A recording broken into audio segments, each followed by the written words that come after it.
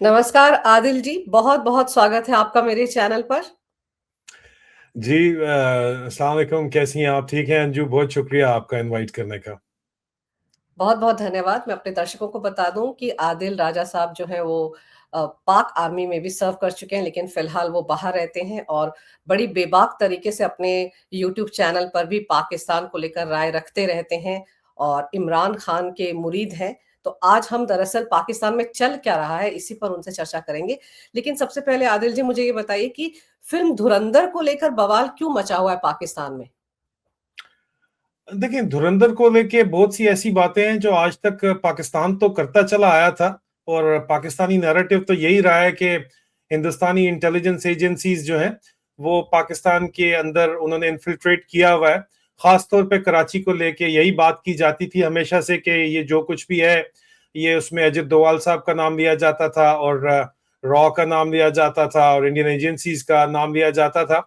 अब इंडिया ने खुद मान ली है, तो अब जो है वो इनकारी हो गए। तो बहरहाल उसमें it's a war of narrative, और जाहिर बात है कि वॉर ऑफ नैरेटिव में बहुत सी चीजें ऐसी भी हैं जिनको एक्सपोज किया जा रहा है। तो उस पर तकलीफ तो होगी। जहां तक ताल्लुक है कि जनाब धुरंधर पे जो वॉर ऑफ नैरेटिव है वो बायस्ड है या नहीं है, जाहिर बात अगर इंडियन परस्पेक्टिव देखा जाएगा तो वो बायस होगी इंडिया की तरफ से। अगर पाकिस्तानी परस्पेक्टिव देखा जाएगा तो वो कहेंगे कि जी इंडियंस में बायस है, उन्होंने मूवी बनाई है, आप लोगों ने मूवी बनाई है, आपने अपना पॉइंट ऑफ व्यू रखना है। काउंटर आर्गुमेंट आप रख सकते हैं, लेकिन आप आउटराइटली रिजेक्ट तो नहीं कर सकते उस नैरेटिव को, क्योंकि ये नैरेटिव आप मुसलसल जो है पिछले 50 सालों से बेच रहे हैं कि यार कराची तो जो है वो इंडिया, उसके अंदर इन्फिल्ट्रेशन इंडियन इंटेलिजेंस एजेंसीज की बहुत हैवी है।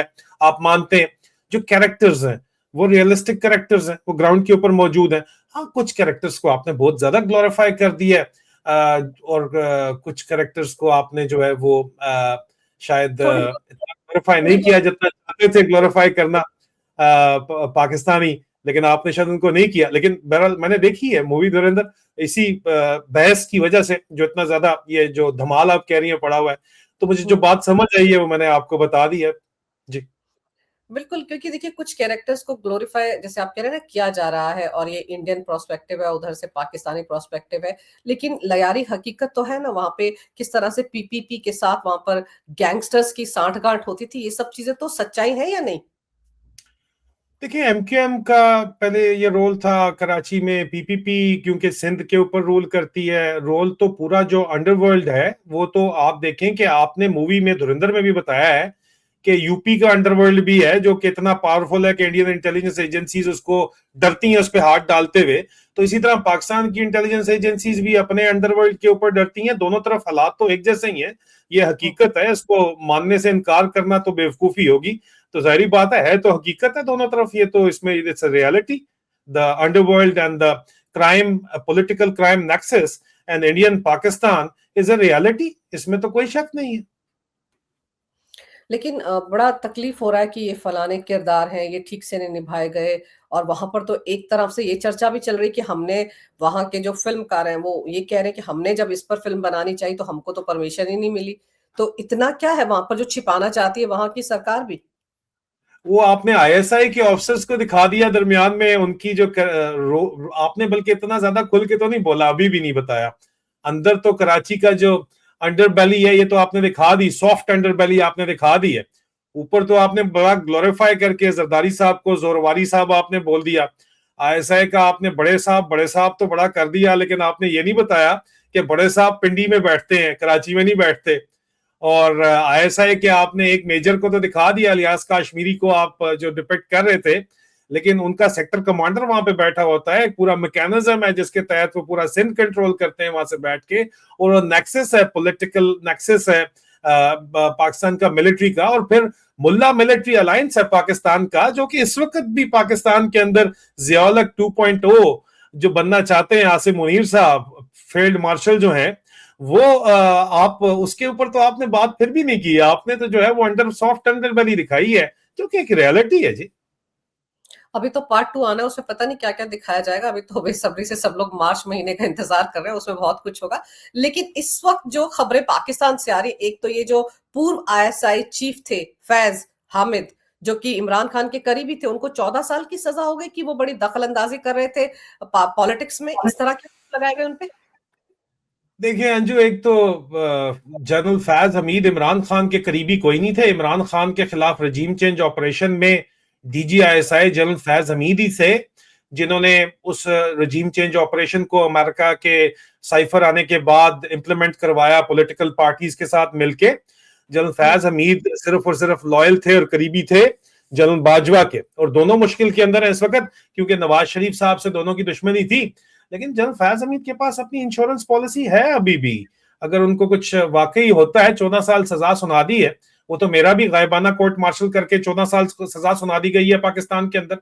अब जनरल फैज हमीद जो है वो VVIP प्रोटोकॉल के अंदर अभी तक रह रहे थे। अभी उनको एक ऑप्शन दिया गया है। इनसे पहले जनरल जावेद इकबाल को, lieutenant general serving Javed Iqbal को, पाकिस्तान के न्यूक्लियर सीक्रेट्स अमेरिका को बेचने के जुर्म में उम्र कैद की सजा हुई थी लेफ्टिनेंट जनरल जावेद इकबाल को, और ब्रिगेडियर रिजवान राजा को फांसी की सजा हुई थी। ना रिजवान राजा को फांसी लगी, ना ही जनरल जावेद इकबाल जेल में है, वो अपने घर में रह रहे हैं, उनके तमाम बेनिफिट्स उनको वापस कर दिए गए हैं। उन्होंने आर्मी चीफ को कहा, जी मुझे माफ शाफ कर दें, बस साल डेढ़ मैंने जेल में गुजार दिया, बड़ी बात है, अभी मुझे जाने दें, नहीं तो मेरे साथ और किस किस ने क्या क्या खाया है मुझे बोलना मेरी मजबूरी बन जाएगा। छोड़ दिया उनको। जनरल फैज हमीद DGISI से जाते हुए अपने साथ ट्रायर ट्रोव लेके गए हैं ऑडियो और वीडियोस का। ऑफिशियल सीक्रेट एक्ट के खिलाफ वर्जी का भी उनके खिलाफ एक चार्ज है।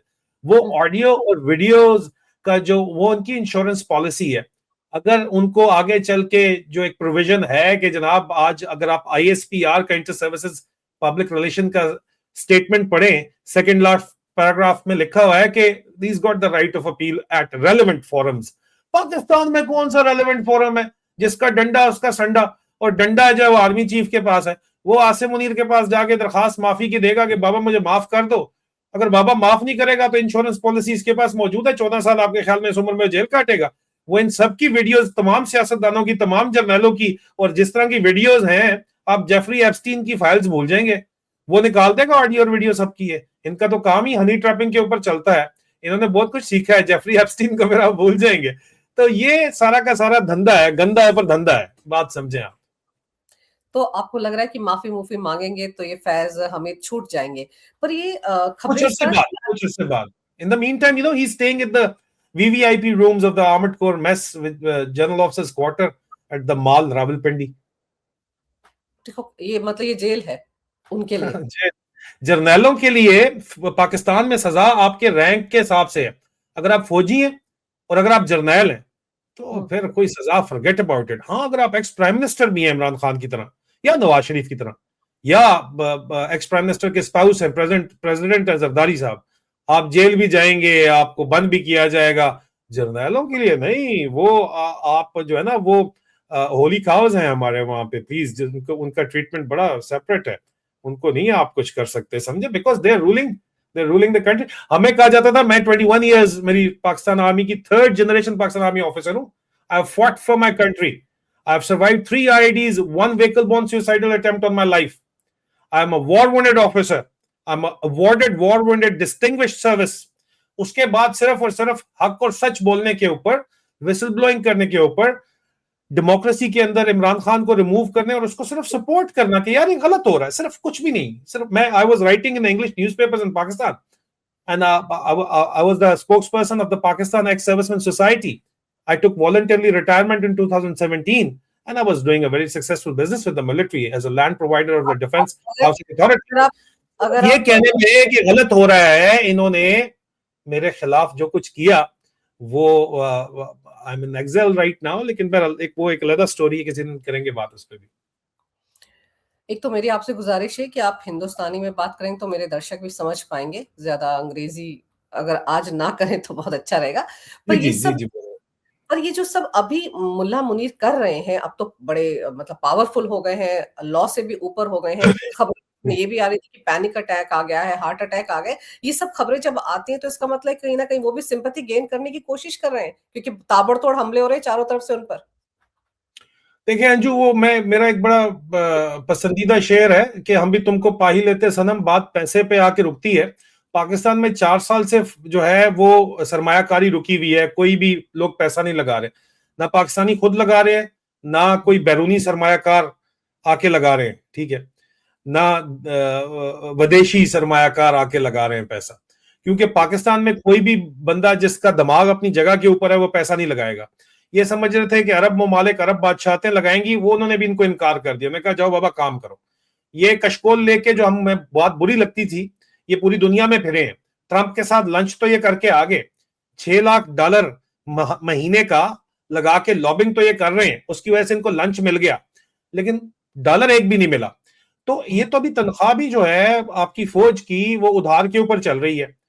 बगावत फौज के इस वक्त जो मिलिटेंसी है या बगावत है, या उसको मुझे नहीं पता कि हिंदी में क्या कहते हैं, इंसर्जेंसी को, बगावत को, वो इतनी ज्यादा है कि आपका पूरे का पूरा जो है वो बटालियन हेडक्वार्टर्स ओवररन हो रहे हैं। रोजाना की बुनियाद के ऊपर दर्जनों फौजी आपके घायल हो रहे हैं, मारे जा रहे हैं, शहीद हो रहे हैं, और आपके पास उनकी तनख्वाहें कर्जे के ऊपर उठा के, लोन उठा के आप उनकी तनख्वाहें दे रहे हैं। तो प्रेशर तो है, प्रेशर तो बड़ा। और क्यों? क्योंकि सियासी इस्तेकाम नहीं है, पॉलिटिकल स्टेबिलिटी नहीं है, और उसकी वजह से इकोनॉमिक स्टेबिलिटी, माशी इस्तेकाम नहीं है, और पैसा नहीं है तो पल्ले नहीं तेला, कर दी मेला मेला, बातें जितनी मर्जी से करवा लो। तो फिर उसका आप जो मुल्ला मुनीर उसको बोलते हैं, वो दिन के वक्त मुल्ला है, रात के वक्त वो विस्की है, मुल्ला विस्की है वो टोटल, ठीक है। प्रेशर इतना ज्यादा है उसके ऊपर, शदीद प्रेशर है, इंटेंस प्रेशर है। अपने ही बॉडीगार्ड से, अपने ही फौज के जवानों से डरता है, इतना शदीद डरता है कि इनमें से मेरे साथ कोई मुझे फड़का ना जाए, इतना उसको डर है। और ये कंफर्म बातचीत है सारी की सारी। तो अब वो जियाउल-हक का जो फॉर्मूला था, मुल्ला मिलिट्री अलायंस, उसके ऊपर वापस जा रहा है। मुल्ला क्रेसी ने हमेशा से मिलिट्री को सपोर्ट किया पाकिस्तान में, और मुल्ला मिलिट्री अलायंस ने मिलकर पाकिस्तानी कौम को कंट्रोल करके रखा है। पहली दफा उनको चैलेंज मिला है इमरान खान की तरफ से, जो कहता है कि पूरे 25 करोड़ अवाम का सोचो यार, ये ड्रामा बंद करो तुम, कि मुल्ला जो है हलवा खा रहा है। जियाउल-हक दौर में जो साइकिल पे मौलवी था, वो अब लैंड क्रूजर में फिरता है, वो जो धुरंधर में आप चौधरी असलम की दिखा रहे थे, उस तरह की लैंड क्रूजर्स के अंदर फिरता है ये, ठीक है। और जो जर्नैल था, जो कि जिसकी स्टाफ कार कोई टोयोटा करोला होती थी, वो मर्सिडीज एस क्लास एवनगार्ड से नीचे आता ही नहीं है, बात ही नहीं करता, जी क्लास से नीचे वो आता ही नहीं है। पाकिस्तान के जर्नैलों को बिलियनियर बनना है यूएस डॉलर के अंदर, या multi millionaire, hundreds of millions of dollar उन्होंने बनाने हैं, उनका टारगेट ही है। अगर वो सारे करप्शन ही करते, 150 जर्नैल एक टाइम पे होता ना भी करें करप्शन, तो उनके जो लीगल बेनिफिट सिस्टम इन्होंने बनाया अपने लिए, वो इतना है कि दे बिकम मल्टी मिलियनियर्स बन जाते हैं यूएस डॉलर के अंदर। कहां से आए इतना पैसा? इतना पैसा तो तब आएगा जब पाकिस्तान के अंदर इन्वेस्टमेंट, सरमायाकारी आएगी। वो आ नहीं रही। ओवरसीज पाकिस्तानी जो बैठा है, पाकिस्तानी डायस्पोरा, उसने, क्योंकि वो इमरान खान की वजह से पैसा पाकिस्तान में लगा रहा था अपना, जो इन्होंने इमरान खान के साथ किया, वो नाराज हो गए, वो पैसा नहीं लगा रहे। जिस मुल्क का अपना शहरी, अपना दर्शक उस मुल्क के अंदर पैसा नहीं लगाता, अपना सरमाया नहीं लगाता, एतबार नहीं करता, उसके बैंकों पे एतबार नहीं करता, उसकी रियल स्टेट के ऊपर एतबार नहीं करता, उसकी सिक्योरिटी पे एतबार नहीं करता, उसके ऊपर कोई बाहर का विदेशी या फॉरेन जो इन्वेस्टर है वो क्यों करेगा? तो इनके साथ ये हो रहा है प्रैक्टिकली। अब ये मानने लग गए, अब कहते हैं हाँ ये हमारे साथ हो रहा है, तो करें क्या? अभी नया फॉर्मूला बजाय इसके कि यार इमरान खान को वोट दिया अवाम ने, उसको लाओ, उसको कहो यार अच्छा हो गया जो हो गया, सेटल करो मामलात, ताकि लोग राजी हो, पैसा लगाएं, अपने अपने लोग तो अंदर पैसा लगाएं ना। पैसा बहुत है पाकिस्तान के अंदर लोगों के पास, और वो पाकिस्तान से बाहर जा रहा है सारा, अंदर कोई नहीं लाता। उनको पता है यार इनकी। मैं मिसाल देता हूं, मैं बड़ा अच्छा बिजनेस कर रहा था, मेरा पाकिस्तान में बड़ा जबरदस्त बिजनेस था, मेरा तमाम बैंक अकाउंट सीज हो गया, मेरा तमाम बैंक बैलेंस सीज हो गया, कोई कोर्ट ऑर्डर, कोई कुछ नहीं, सिर्फ एक ऑर्डर जीएचक्यू से जर्नैलों का आया, सब कुछ बंद है। मेरे बैंक से मैं बात करता हूं, नजर आ रहा है सब कुछ।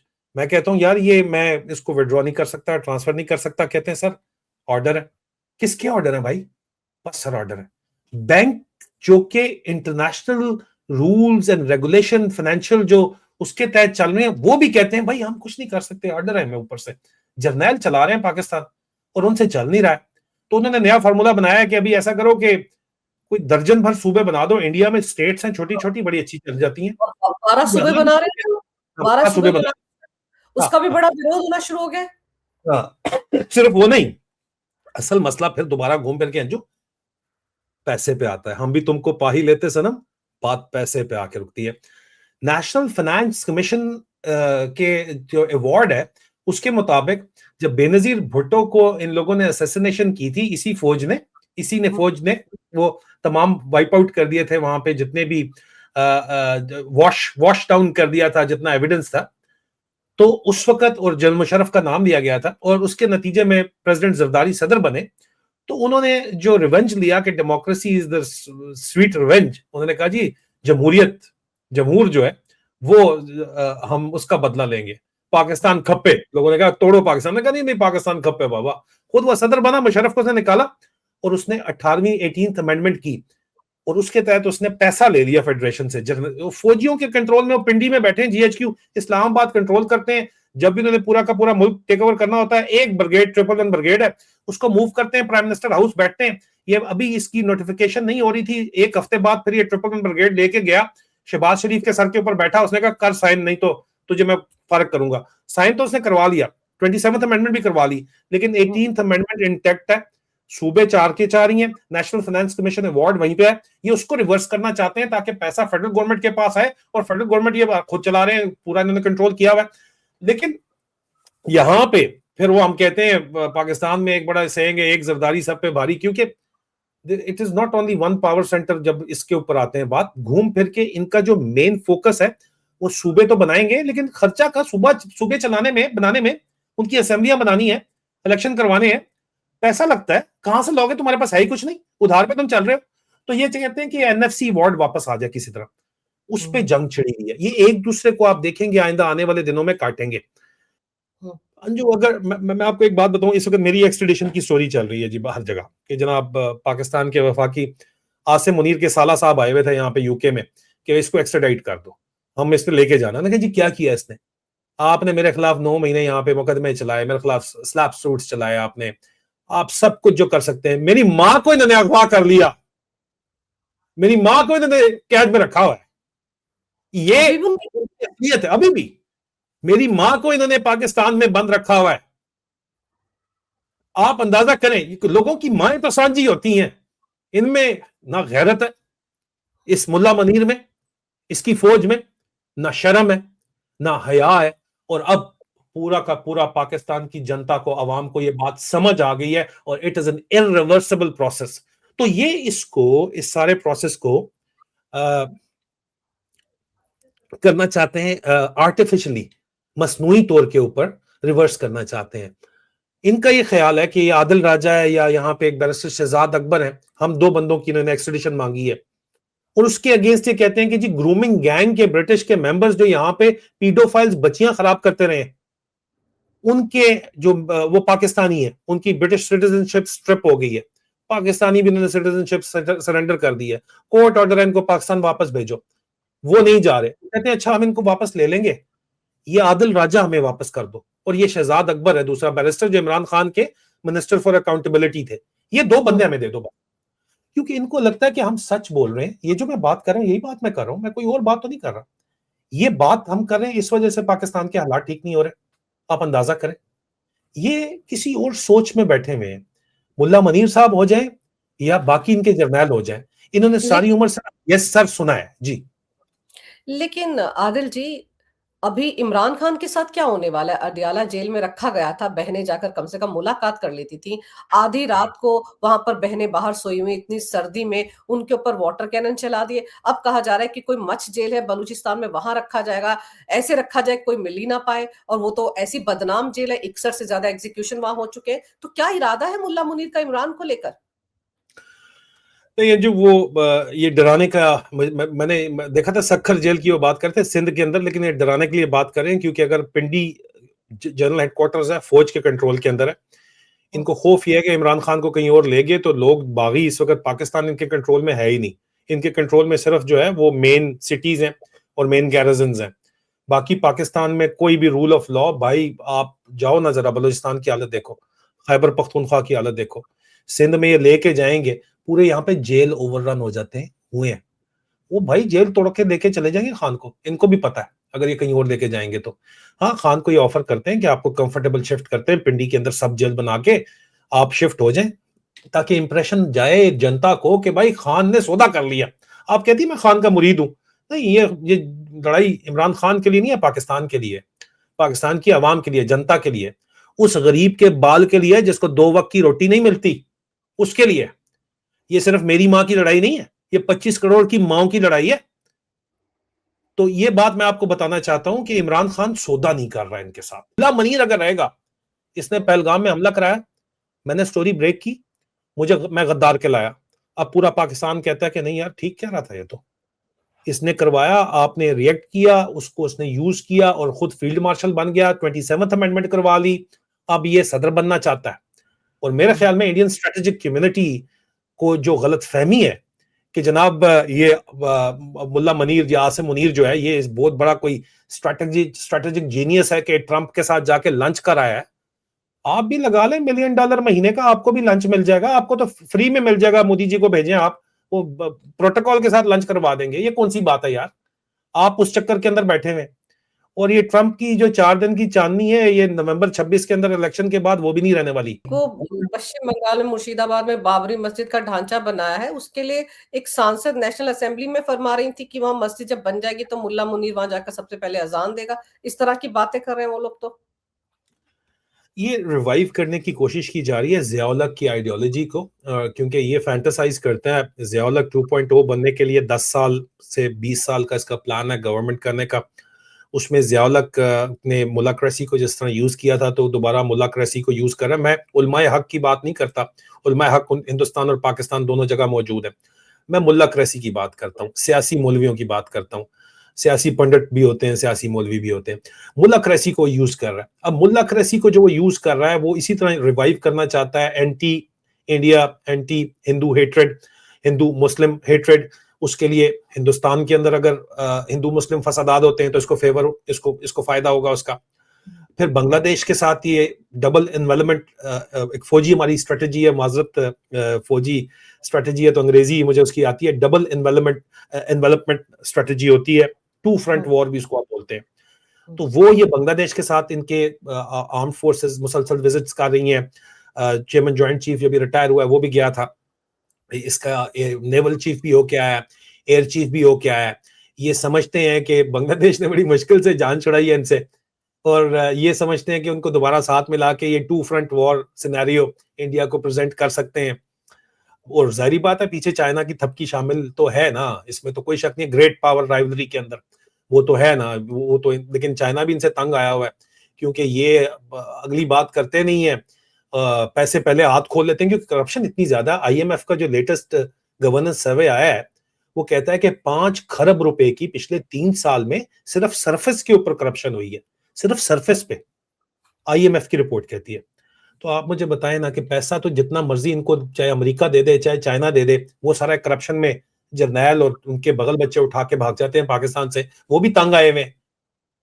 आईएमएफ का लेटेस्ट पैकेज जो 2 दिन पहले इनको 1.2 बिलियन का मिला, वो इसलिए नहीं मिला कि जनाब इनकी परफॉर्मेंस अच्छी है, वो इसलिए मिला है कि इनको अगर हमने रोक दिया तो जो इकोनॉमिक क्रैश होगा वो इतना बुरा होगा कि ये जाके साले एटम बम अपने बेचने ना पड़ जाए ना। न्यूक्लियर ब्लैकमेल कर रहे हैं ना ये। और है क्या, आप मुझे बता दें। इसके अलावा सिक्योरिटी स्टेट आप बन के रह गए हो। आप कहते हो हम इसराइल के लिए को भी देंगे फौजी, गजा भी भेजेंगे, आप यूएन मिशन से कमा रहे हो, आप सऊदीया पे जाके अपने सऊदीया की फौज उनको वहां पे देके कमा रहे हो। फौज का तो यार 7 लाख लोगों का तो चल रहा है काम, और बाकी 25 करोड़ का क्या कसूर है जिनके सर पे तो मसलत होके बैठे हुए हो। बिल्कुल पॉलिटिकल बिल्कुल हालात, चाहिए आपको, और वो सिर्फ इमरान खान के आने से आ सकती है जी। बिल्कुल हालात तो बहुत खराब होते जा रहे हैं, लेकिन ये जो पाकिस्तान की आवाम है और आर्मी के अंदर भी मुल्ला मुनीर ने जिस तरह से अपनी ताकत बढ़ाई है, उसका भी तो वहां पे कहीं ना कहीं विरोध हो रहा है ना। तो आपको लगता है आने वाले दिनों में कुछ लोग सड़कों पर उतरेंगे, कम से कम इमरान के लिए लोग उतरे? जो सड़कों सड़कों पे तो लोग उतरे हैं ना, पहले भी उतरे हैं सड़कों के ऊपर। आप देखो कि 9 मई को निकले थे 2023 में, सड़कों पे खून बहाया गया, कत्लेआम किया गया।